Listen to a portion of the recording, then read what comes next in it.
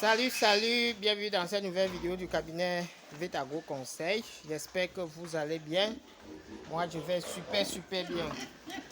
Alors, aujourd'hui, je vais vous parler d'un petit problème là. Comment on a perdu plus d'1 million en quelques jours à cause de la diarrhée. Mais avant de vous présenter un peu le problème, je souhaiterais vous présenter quelque chose. Donc vous voyez ces sujets-ci, ce sont les pods il y a 3 mois et demi, 4 mois. Je vais vous présenter une série, donc c'est de 3 mois et demi à 6 mois. Donc pour ceux-là qui sont intéressés par les reproducteurs, de très bons races Nima, mise bas qui peut varier, qui peut aller jusqu'à 17 porcelaines, voire même plus en fonction de la manière dont vous conduisez vos animaux. Donc, pour ceux-là qui ne veulent pas commencer directement avec les porcelaines, parce que commencer l'élevage avec les porcelaines, parce qu'ils jugent que c'est un peu risqué, vous pouvez commencer avec les animaux un peu plus grands. Donc, ça, ce sont les porcelaines qu'on a sévrés il y a quelques temps. Ça, ce sont les mâles castrés. Donc, ils sont destinés uniquement pour l'engraissement. Je vais vous... Donc, ceux qui ne veulent pas commencer directement avec les porcelaines, je vais vous présenter quelques sujets là un peu plus âgés que vous pouvez également trouver chez nous et que vous pouvez commencer votre élevage avec. Je tiens à préciser que cette offre est disponible principalement dans la région du centre et ceux qui souhaiteraient les acquérir doivent avoir les moyens de transport nécessaires pour venir les chercher sur place. Donc comme je vous disais tantôt, voici par exemple une primipa, elle a mis bas. Donc c'est le numéro 509, elle a mis bas le 20 avril, elle a mis bas 13. Donc là voilà, avec ses petits. Je zoome un peu, là voilà avec ses petits. Oh la mère, quitte, on voit aussi tes petits non. Donc ces petits sont cachés derrière là. Bon, elle est très protectrice, donc elle protège ses petits. Donc ceux-ci, ils ont un problème de loge. Donc pour l'instant, ils se cherchent. Donc en fait, ce sont ces animaux que je voulais vous présenter. Ces jeunes animaux, ces jeunes femelles qui ont été sélectionnés pour la reproduction et que vous pouvez les trouver chez nous pour commencer votre élevage. Donc c'est ça que je voulais vous présenter avant de venir sur notre sujet du jour. Donc voici les animaux les plus avancés, presque les prêts à croiser. Vous voyez comment ils sont déjà assez grands. Et je vous ai rappelé de notre vidéo sur comment faire pour avoir les grandes portées en élevage porcin. Vous ne devez pas croiser vos animaux juste parce qu'elles ont atteint, parce que vous ne devez pas juste croiser vos cochettes parce qu'elles ont atteint la puberté, mais elles doivent atteindre 2/3 de leur poids adulte. Donc ça voudrait tout simplement dire que si vous avez une race qu'à l'âge adulte, elle doit avoir 100 kg. Vous devez vous rassurer qu'elle a au moins 75 kg avant d'être mise en reproduction. Ceci favorise une bonne productivité, mais surtout ça permet à la mère de pouvoir continuer à grandir pour exprimer plus tard son vrai potentiel génétique. Sinon, vous allez vous retrouver avec les animaux nains. Et les animaux nains ne sont pas généralement très productifs. Ça voudrait dire un animal dont son vrai potentiel génétique était par exemple de 14 porcelaines par mise bas, elle vous produira au trop 7 à 8 porcelaines par mise bas. Je voulais vous expliquer un phénomène qu'on a eu.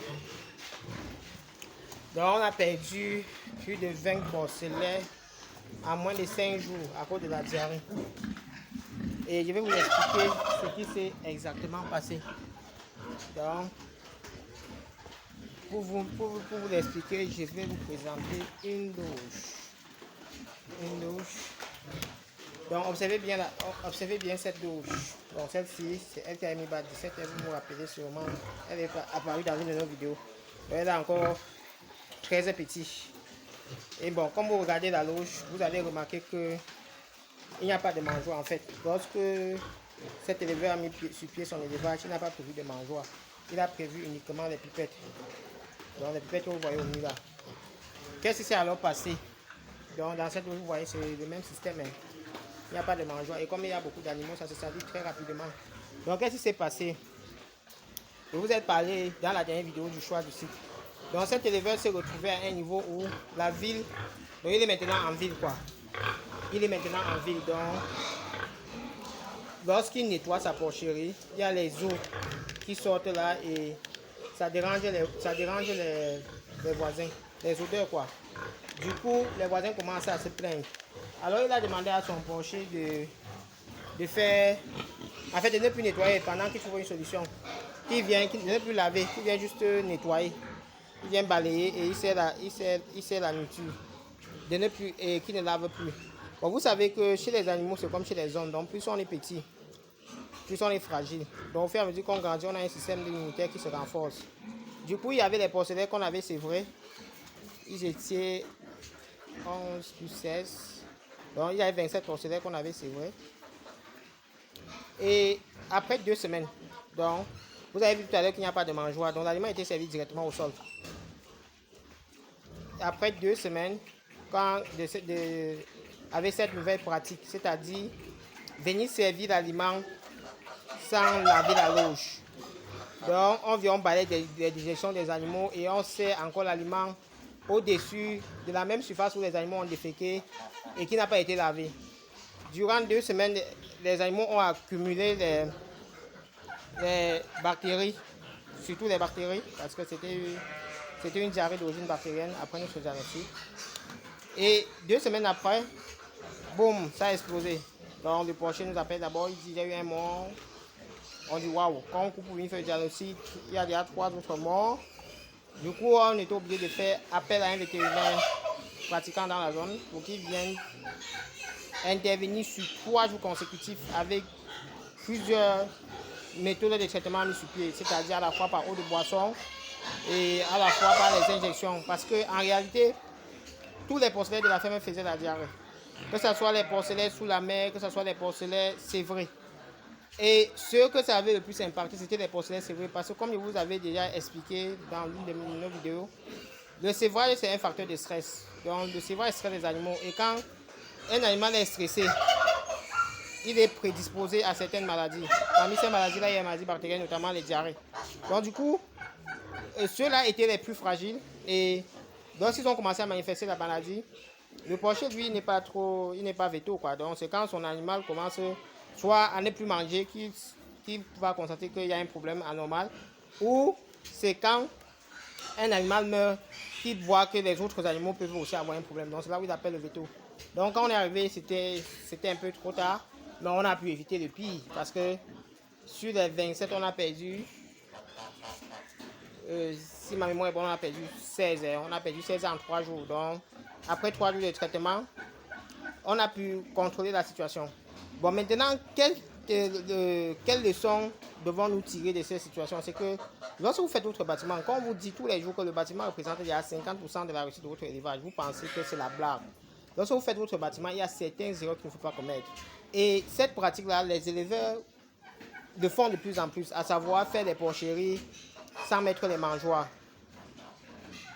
Si les règles d'hygiène suivent, c'est pas très grave. Mais imaginez à un seul instant que le porcher ne fait pas exactement ce que vous lui demandez de faire en termes d'hygiène, ou que vous vous retrouvez dans la même situation que cet entrepreneur, ou grâce aux contraintes exogènes qui ne dépendent pas forcément de vous, vous êtes obligé de passer un temps sans nettoyer vos loges, ou sans nettoyer complètement vos loges. Vous comprenez que quand vous n'avez pas de mangeoire, il y a les risques énormes que vous vous trouvez exactement dans la même situation que lui. Ça veut dire que vous perdez tous vos porcelains. Et la valeur d'un porcelain sur le marché aujourd'hui, c'est beaucoup d'argent. Le porcelain, si on le prend à 50 000, c'est qu'il a perdu carrément 16 fois 50 000, donc à peu près dans les 800 millions. Maintenant, lorsque vous avez quand même des mangeoires, si vous avez des mangeoires, prenons le cas où cet éleveur avait des mangeoires, ça voudrait dire que sa porcherie allait être balayée et ne pas être lavée. Mais sa mangeoire au moins, étant donné que c'est un endroit bien délimité où les porcelains n'entrent pas pour se coucher ou pour déféquer, ils savent que c'est destiné pour leur alimentation. Et l'un des animaux les plus organisés, c'est le porc. Donc il sait que là-bas c'est pour l'aliment et ici là c'est pour déféquer.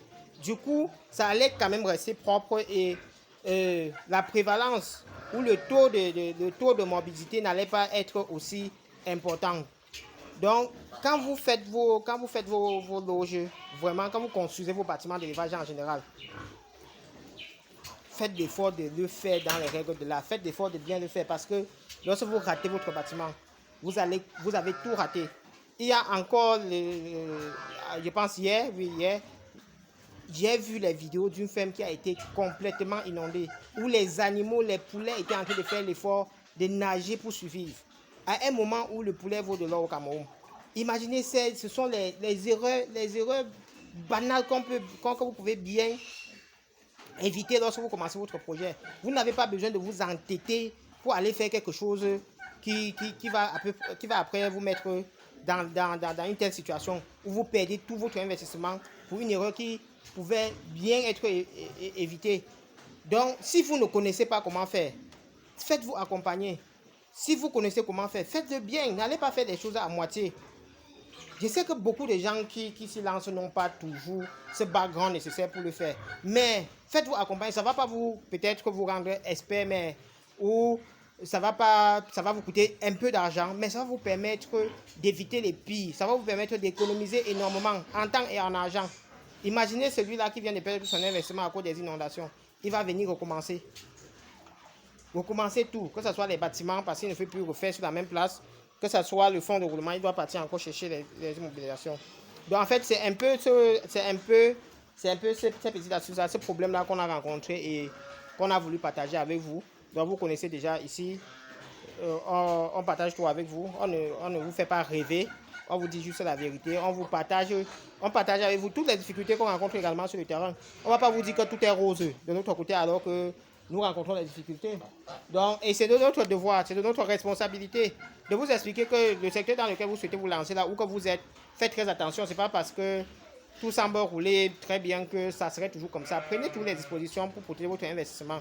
Et ces dispositions-là, ça c'est à travers déjà votre propre discipline, c'est à travers les formations pour ceux qui n'ont pas toujours les connaissances pour mener à bien leur activité. C'est à travers les consultations. Pour ceux qui ont juste un élément précis qu'ils souhaitent améliorer dans leur activité, c'est à travers le renforcement des capacités de votre personnel avec des formations dans votre ferme. Alors, si quelque chose vous a plu dans cette vidéo, si vous trouvez la vidéo pertinente, n'hésitez pas de partager. Et surtout, si vous avez connu les difficultés dans votre projet agropastoral, surtout dans votre projet d'élevage, n'hésitez pas à partager la difficulté avec nous en commentaire pour que les autres puissent en tirer les leçons et améliorer leurs projets actuels ou futurs. Donc, je vous remercie d'avoir suivi cette vidéo. Je compte sur vous pour la partager au maximum. Et je vous donne rendez-vous très bientôt pour une nouvelle vidéo.